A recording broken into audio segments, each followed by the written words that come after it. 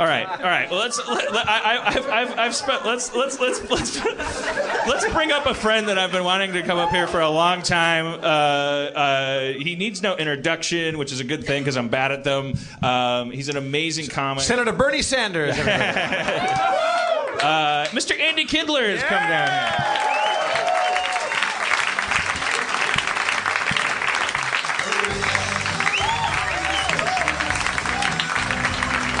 You can have a seat in any of these seats. Thank you for having. Where do you want me to sit? I never know how these panel things work. Wherever you're comfortable. I think the camera guy might have a preference. Like he's like, oh, would you sit there? Oh, where do you want me to sit? Where do you sit? Chris, is it better if he sits closer to me? They don't care. They want to. Can you get us in a two-shot? Yeah. I don't know what I'm saying, really. Yeah. That's what the old comics would say. I don't know what that meant. All right, so I'm already bombing. I haven't even. How could I be bombing that quick? You bombed before you sat down. Bombing on sight. Oh, it's an old comedian of some type. That's what they're saying. Yeah. Oh, I have told them about you and worshipped at your feet, like, and said we got to get Kindler up here because you are. To me, like one of the, He's one of the quickest bombing comics. Well, the main thing is that you didn't build it up too big. Right. Well, I felt like I had to do that. I didn't have to do that. I don't know why I did that. It's not your fault. Because I have diarrhea of the mouth. I don't know. It's not your fault. We got to get Kindler up here. He's the best. He's the best. Now look at us. You're not responsible for their judgmental attitude. Kids today, they're like, yeah, you make us laugh. What do you got? It's not like audiences back in the 70s. No, back in the 70s, they were like, I hope Gallagher smashes some melon and it gets on me. That's what they were like. It was easy back then. You guys knew what to do back then. What will this Robin Williams think of next, they said back then. Too soon, too late, too soon. I'm going to do this joke every night I'm on stage for the rest of my life. Every night. I've done it every night so far, and I will do it again. Who died and made Jim Belushi a big star?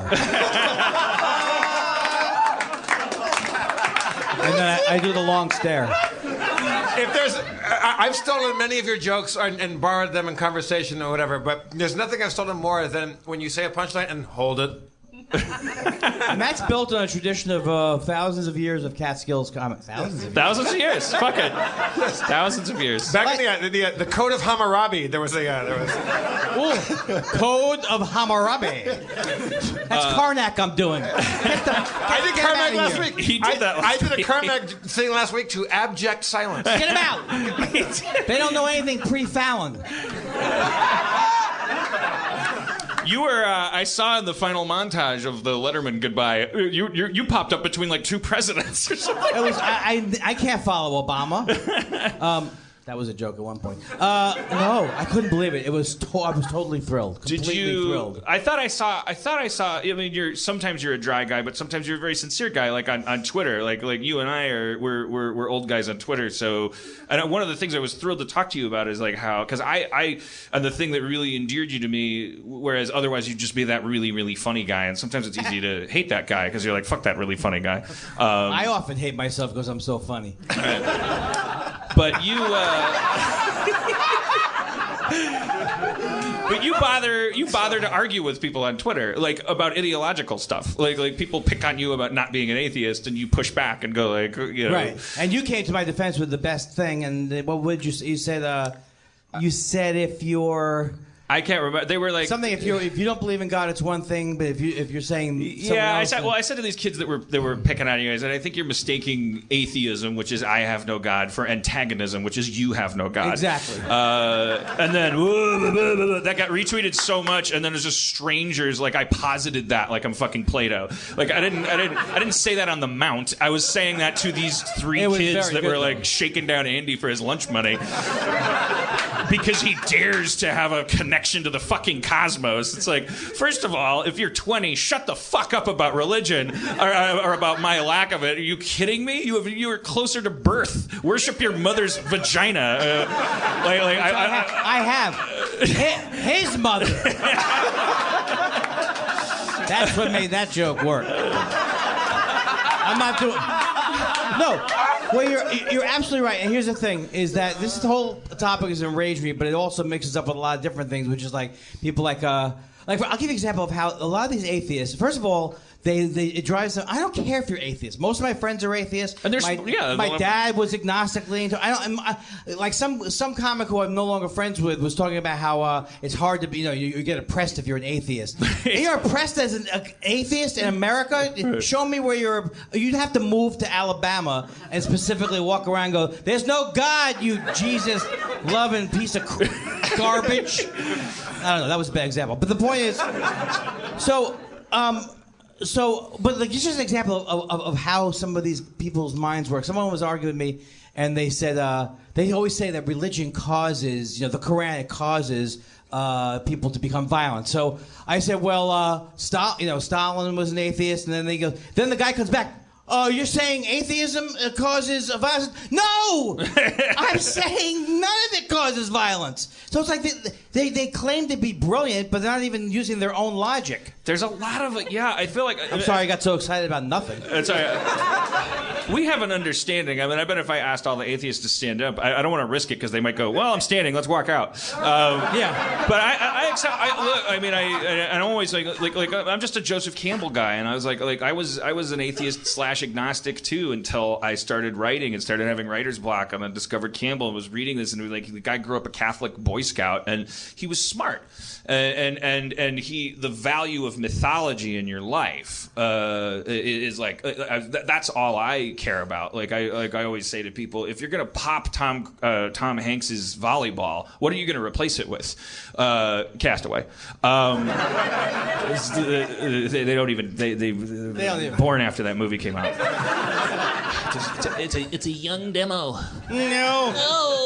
Well, but the thing is, no. But the thing is like the thing is the worst thing. There is no science, and they drives me crazy when I go. There's zero science in atheism. Nothing. It's nothing scientific. Because first of all, unless you're 8 years old or 12 years, unless you're 12 years old.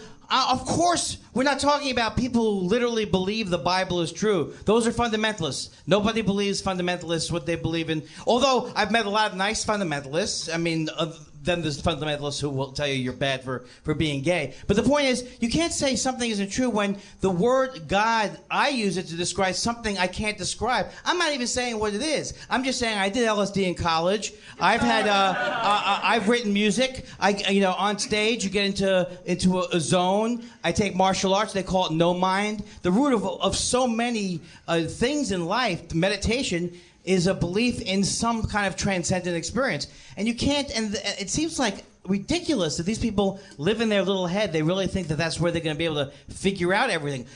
Science has nothing to say about the kind of things that I'm talking about. Right, exactly. I'm not saying the world's 3,000 years old or creationism is. It's like there's no scientific thing that can come out where I would go, okay, I was wrong. Right, and there is no love. And there's a larger scale on which it's like, oh my God, well, do you know that people used to put leeches on people and burn people at the stake and all that stuff? It's like, yeah, and in that scale, we've won. There's bigger skyscrapers than churches on every skyline. There's like no place where there's like crucifixes everywhere and you get whipped for anything if you don't believe in anything. Like we're winning. It's on schedule. Like the death of religion. It's fine. We're fine. Yeah. And I can't believe I've ever had to defend organized religion. I mean, I'm not even defending it. I'm not defending anything. No, they're worse than anybody. Right. Anything with a name on it, they can go fuck themselves. But wouldn't you rather hang out with the Pope than Bill Maher? I would. Yes. Day of the week. Absolutely. Well, this Pope, I'd rather hang out with this Pope than Bill Murray. Right. This Pope is like a fucking terrorist. He's amazing.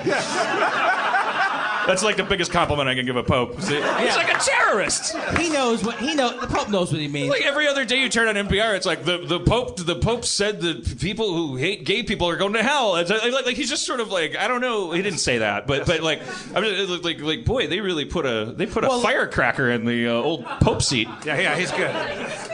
The Pope was in West Hollywood last night doing poppers. He's not normally a papal person. I've done that joke. I've done it before. They love it. They love it. It's my joke, but I've done it before. Jesus. He actually hit. That was.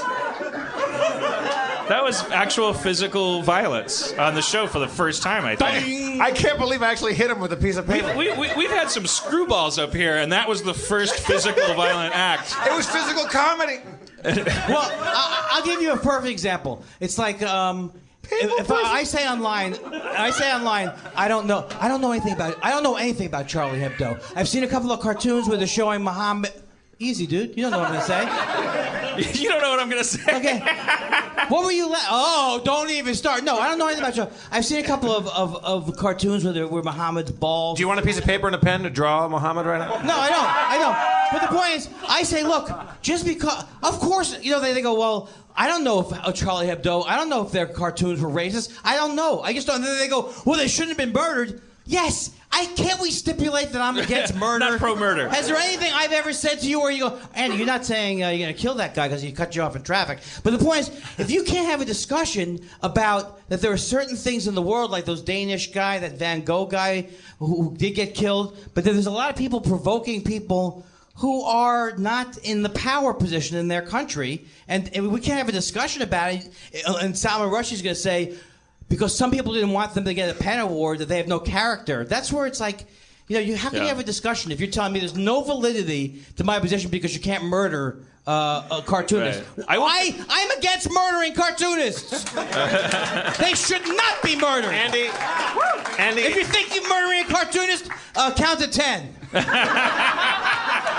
Andy, unless it's family circus. It's well documented that you've been soft on murder for a long time. I know. That's not true. It's a couple of times. I murdered a couple of people, and I wasn't sorry about it. I will confess that I've been I refrain from ever speaking about the Hebdo thing because I've been so confused about it, because I am a rabid, mouth-foaming, I don't even want to say First Amendment guy, because I don't think, the freedom of speech is something you get from a lawyer. I think it's something you get by virtue of your humanity. But I'm like, anybody ever trying to stop it, blah, blah, blah. But the thing is that I had to realize, and I think you retweeted an article, was it you? Yes, where that it guy. was all the French Muslims that was just sounding off on. Oh yeah, they asked a different. It was a Vice magazine article, and they just, all it was no agenda to the article except that it was just a bunch of French Islamic individuals like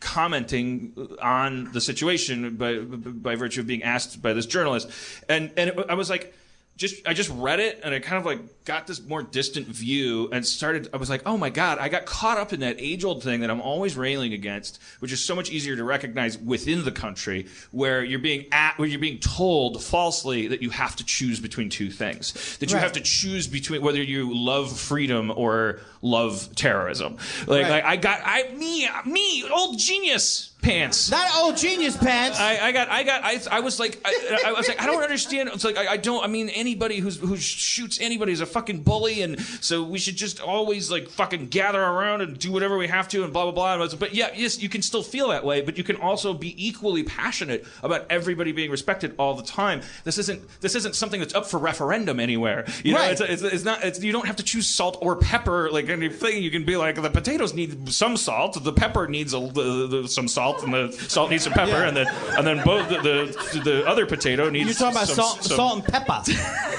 No, but for example, Bill Maher will quote. Bill Maher, who is a horrible person, he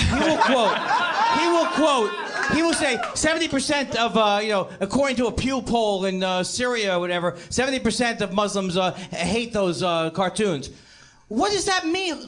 They're allowed to hate the cartoons. Right. You're allowed to draw the cartoons. I'm allowed to say I hate them. And it seems to me, I didn't see a lot of these people arguing about having mosques near 9/11. You know what I'm saying? Everything that's also freedom of expression. So everybody's freedom of expression is based on where you are in your life. So so many of my friends they're almost like jumped up from the table because they're artists. So that's all they see in that moment. And it's so important to see that. But yes, it is. And also, murder is wrong.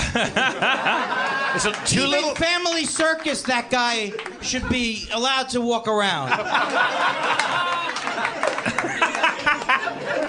You say that? Are you measure of the extremity of artist support? Are you coming down on in favor of murdering Bill Keane and family? No, I he's retract saying- that. For a minute, I got a little angry. He's expressing his belief in non-murder to the extent that he's willing to say Bill Keane should be walking around among us, breathing our air. Wow, that's tolerance. That is very tolerant. You think This I guy's don't want? card-carrying non-murderer. You think when Garfield doesn't like Mondays, I don't want to rip my head off? But You don't think I want to send Jim Davis to the eternal Monday of to the lasagna, Hack Valhalla? to the lasagna of hell? Yes, I do. But I restrict. Now, why were you all? Why were you all up in arms? Oh, we were just talking about that yesterday. Oh, okay. But you agree that I'm right? That's all I care about. I want to be the guy who gives his opinion, is not afraid to say anything, but everybody has to love me. Yeah. Let's all just love Andy. That's it.